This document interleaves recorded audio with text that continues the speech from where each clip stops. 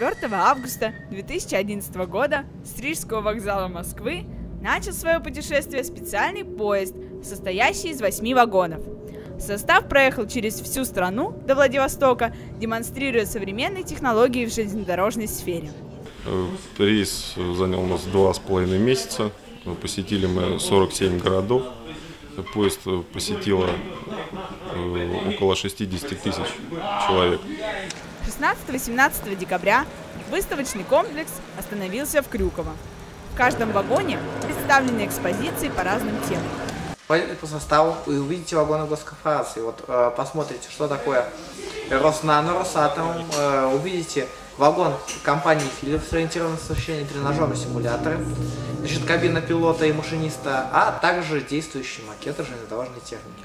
Вот в этом вагоне экспозиции, который называется «Развитие скоростного и высокоскоростного движения в России», вы видите макет высокоскоростного поезда «Аллегро».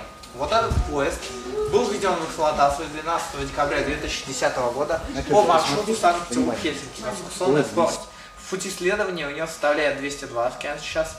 220 идет по территории Финляндии, 200 км в час по территории России. Впечатляли макеты поездов, воспроизведенные в мельчайших подробностях, полностью соответствующие настоящим. Оформление каждого вагона было уникальным, что уж говорить о его содержимом.